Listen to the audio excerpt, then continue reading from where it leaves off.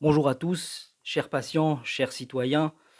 Je m'appelle Agnès Bouria, je suis pharmacien nutrithérapeute et j'ai décidé de prendre la parole aujourd'hui pour m'insurger face à la démesure politico-médiatique autour de la Covid-19.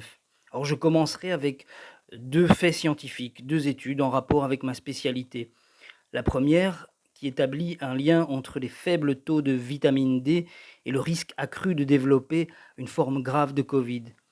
La seconde étude indique que le zinc en supplémentation aurait un effet protecteur, voire thérapeutique en combinaison contre la Covid.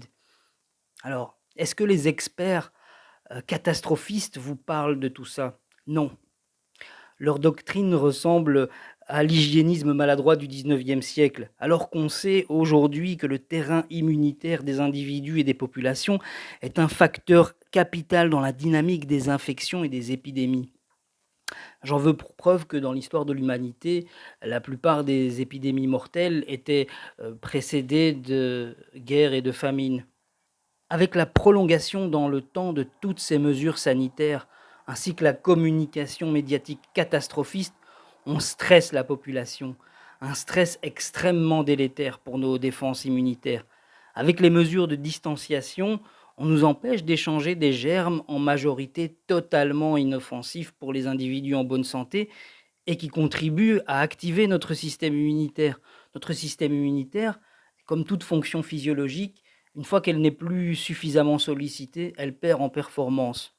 Alors, néanmoins, ces gestes barrières, lavage des mains, port du masque, etc., sont indispensables dans 3 cas de figure. Pour le personnel médical, en contact permanent avec des patients contagieux, les personnes à l'immunité faible qu'il faut préserver, et en période dite de pic épidémique pour ralentir la propagation d'une maladie contagieuse. Mais est-ce que c'est encore le cas aujourd'hui? Est-ce que les mesures qui auraient dû être prises, au mois de mars et avril continuent à avoir cours maintenant? Eh bien, selon moi, non. Alors, nous ne sommes plus en phase épidémique. Selon les rapports, Sciences Anno, les mêmes qui sont, agités pour, vous effrayer, eh bien, effectivement, sur les graphes épidémiques, on voit une augmentation du nombre de cas, mais qui est en total décalage par rapport aux hospitalisations et surtout à la mortalité qui reste très bas. Or, c'est par rapport aux signes cliniques et à la mortalité qu'on juge de la gravité d'une maladie. Aujourd'hui, le taux de létalité du virus, c'est-à-dire le nombre de décès rapportés au nombre de cas, est extrêmement faible, quasi nul en fait, pour ainsi dire. Mais alors, que représentent tous ces cas? Eh bien, la majorité d'entre eux ne sont pas réellement des cas au sens médical clinique du terme.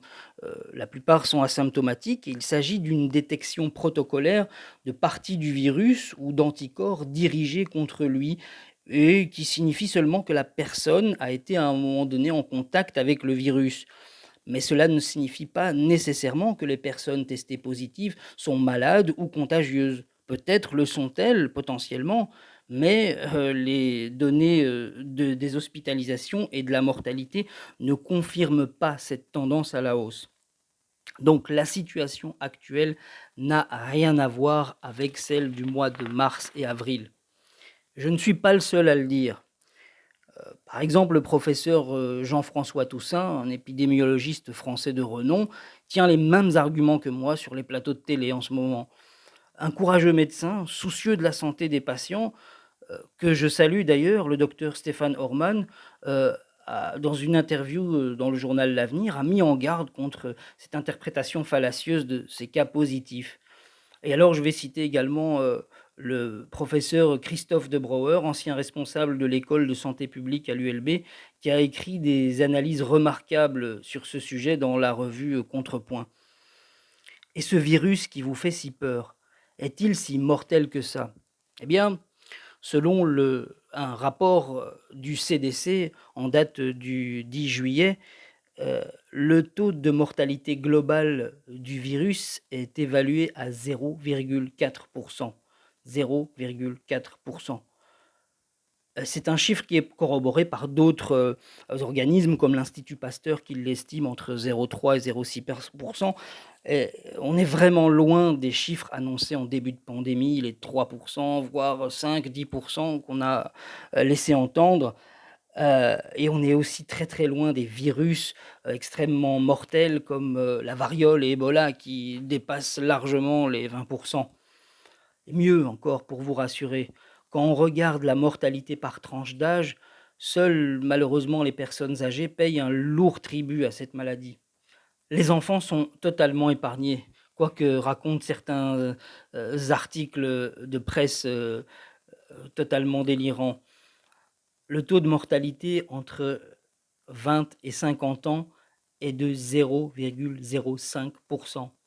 0,05. Vous avez beaucoup plus de chances de mourir dans un accident de voiture.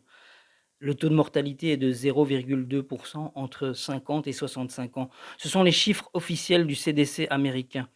Alors pourquoi détruire notre économie et imposer toutes ces mesures au lieu de protéger uniquement les personnes âgées et fragiles en faisant entre autres de la thérapie préventive, comme je l'ai évoqué au début de mon intervention?